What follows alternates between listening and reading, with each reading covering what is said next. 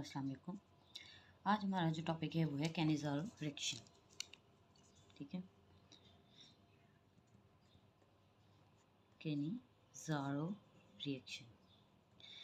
अब Cannizzaro reaction basically हमारे पास इन aldehydes के दरमियान होता है जिनमें कोई अल्फा हाइड्रोजन प्रेजेंट नहीं होता। ठीक है, अगर तो लेट्स सपोज उनमें alpha hydrogen having no alpha hydrogen. ठीक है, अगर तो अल्फा हाइड्रोजन प्रेजेंट होता तो हमारे पास कौन सा रिएक्शन फॉरवर्ड होना था? Aldol condensation. अब अल्फा हाइड्रोजन जो होते हैं वो हमारे पास जिनमें प्रेजेंट ना हो एल्डिहाइड्स, वो या तो हमारे पास एरोमेटिक हो सकते हैं, ठीक है, या हमारे पास हो सकते हैं एलिफेटिक। अब एरोमेटिक की अगर हम बात करें, हम उस एग्जांपल ले सकते हैं किसकी? बेंजल्डिहाइड की। ठीक है, इसमें कोई अल्फा हाइड्रोजन प्रेजेंट नहीं है। अगर हम एलिफेटिक की बात करें तो हम फॉर्मेल्डिहाइड की बात कर सकते हैं, या हम 2,2 डाइमिथाइल प्रोपेनॉल की बात कर सकते हैं। उसके बाद ये रिएक्शन जो होता है वो हमारे पास इन द प्रेजेंस ऑफ हम कंसनट्रेटेड NaOH या 50% NaOH या KOH भी कह सकते हैं, बेस की प्रेजेंस में होते हैं। ठीक है, दो बेसिस यूज़ हो सकती हैं, एक NaOH और एक KOH। फिर उसके बाद हम इस रिएक्शन को जो है वो डिस्प्रोपोर्शनेशन रिएक्शन कहते हैं। डिस्प्रोपोर्शनेशन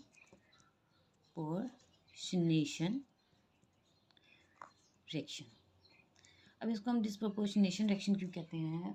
डिस्प्रोपोर्शनेशन रिएक्शन उन रिएक्शंस को कहते हैं जिनमें ऑक्सीडेशन और रिडक्शन सेम स्पीशी की हो रही होती है। इट मीन्स कि एक ही स्पीशी जो है या एक एल्डिहाइड जो है वो साइमल्टेनियसली रिड्यूस भी हो रहा होता है और ऑक्सीडाइज भी हो रहा होता है, तो हम इसको सेल्फ ऑक्सीडेशन रिडक्शन रिएक्शन भी कह सकते हैं। ठीक है, अब as a result of this disproportionation reaction between the aldehydes having no alpha hydrogen in the presence of the sodium hydroxide or potassium hydroxide, हमारे पास प्रोडक्ट जो बनते हैं वो कौन से होते हैं? एक हमारे पास प्रोडक्ट जो होता है वो कोरस्पॉन्डिंग अल्कोहल और कार्बोक्सिलिक एसिड बनता है। ठीक है, कार्बोक्सिलिक एसिड जो होता है वो हमारे पास ऑक्सीडाइज प्रोडक्ट होता है। ठीक है, ये ऑक्सीडाइज प्रोडक्ट है और ये हमारे पास as a result of reduction बना है। ठीक है, as a result of reduction हमारे पास क्या होगा? अल्कोहल बनेगा एल्डिहाइड से, और कार्बोक्सिलिक एसिड जो हैगा वो बनेगा हमारे पास ऑक्सीडेशन के ज़रिए। अगर हम इसकी रिएक्शन की बात करते हैं, ठीक है, हम एक जनरल एग्जांपल ले लेते हैं जिसमें हम एल्डिहाइड को यूज़ करते हैं।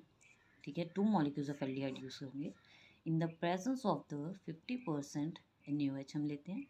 ठीक है, तो ये रिजल्ट इन द फॉर्मेशन क्या होगा? HCOOH, that is as a result of oxidation carboxylic acid बनेगा, दैट इज फॉर्मिक एसिड। फिर हमारे पास बनेगा methanol, that is alcohol, that is a reduce product. ठीक है, अब जब हम इससे आगे देखते हैं, हम बेंजल्डिहाइड की भी एग्जांपल ले लेते हैं। ठीक है, बेंजल्डिहाइड में भी हमारे पास 2 मॉलिक्यूल्स यूज़ होंगे इसके in the presence of 50% NaOH। ठीक है, तो एज अ रिजल्ट इसमें क्या बनेगा? एक हमारे पास बेंजोल बनेगा और एक बेंजोइक एसिड बनेगा। ठीक है, CH2OH। अब हम इसके मैकेनिज़्म की तरफ जाते हैं, तो मैकेनिज़्म में क्या है कि फर्स्ट स्टेप में हमारे पास जो है वो अटैक ऑफ किसका होगा? बेस का।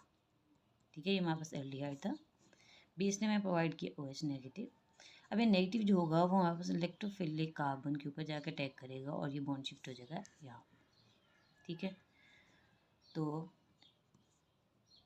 अटैक किया और नेगेटिव बना यहाँ पे H, और ये जो H ने अटैक किया। अब हम इसको जो है वो कहते हैं एल्डिहाइड अल्कोक्साइड आयन। ठीक है, ये हमारे पास बेसिकली क्या होता है? अडक्ट होता है एक। अब क्या होगा कि ये सेकेंड मॉलिक्यूल अल्कोक्साइड आयन जो है ये सेकेंड मॉलिक्यूल ऑफ एल्डिहाइड के साथ जो है वो रिएक्ट करेगा। किस तरह की? ऑक्सीजन जो होगा ये अपना बॉन्ड शिफ्ट करेगा यहाँ पर, तो हाइड्रोजन आयन जो यहाँ पर प्रेजेंट है हाइड्रोजन, ये इलेक्ट्रॉन पेयर को अपने साथ एज अ हाइड्राइड आयन लेकर अटैक करेगा इस कार्बन के ऊपर, ये बॉन्ड शिफ्ट होगा ऐसे। ठीक है, यहाँ पे अब क्या है? हाइड्राइड आयन ट्रांसफर हुआ है, हाइड्राइड आयन ट्रांसफर। ओके, और ये हमारा बेसिकली क्या होता है? वेरी स्लो स्टेप, ये डिटर्मिनिंग स्टेप होता है। अच्छा जी, अब हम इसको लिख लेते हैं आगे CO negative NH, then there will be H over here, फिर डबल बॉन्ड O NH। उसके बाद अब क्या होगा कि ये जो ऑक्सीजन के ऊपर नेगेटिव चार्ज है ये जो साथ वाला कार्बोक्सिलिक ग्रुप बना था उसके प्रोटॉन को एक्सेप्ट कर लेगा। ठीक है, तो एज अ रिजल्ट क्या बना देगा, ये बना देगा अल्कोहल, जो कि हमारे पास क्या है CH2NOH। ठीक है, और दूसरा हमारे पास क्या होगा, वो हमारे पास कार्बोक्सिलेट आइन बना हुआ होगा और नेगेटिव की फॉर्म में, और हमारे पास यहाँ पे जो था वो Na यूज़ किया था ना, तो वहाँ Na बन जाएगा। ठीक है, अब इसको हम प्रोटोनेट करने के लिए हम वाटर सॉल्वेंट यूज़ करते हैं। ठीक है, अब जब वाटर सॉल्वेंट यूज़ करेंगे तो ये क्या करेगा, इसको प्रोटोनेट करके result in the formation of carboxylic acid बना देगा, जो कि हमारा प्रोडक्ट है। ठीक है, और साथ हमारे पास यहाँ पे अल्कोहल बना था। ठीक है, चलिए वो भी हम साथ लिख देते हैं। ठीक है, प्रोटोनेट हुआ तो CH2 ओके। अब कैनिसा रिएक्शन जो होता है वो डिफरेंट एल्डिहाइड्स के दरमियान भी हो जाता है। लेट सपोज, चलिए हम लिख लेते हैं क्रॉस कैनिज़ारो रिएक्शन। ठीक है, अब क्रॉस कैनिज़ारो रिएक्शन हम बेंज़ल्डिहाइड और एल्डिहाइड के दरमियान करवा लेते हैं। ठीक है, बेंज़ल्डिहाइड और फॉर्मेल्डिहाइड के दरमियान, और इन द प्रेजेंस क्या होगा, सेम 50% इन NaOH सॉल्यूशन।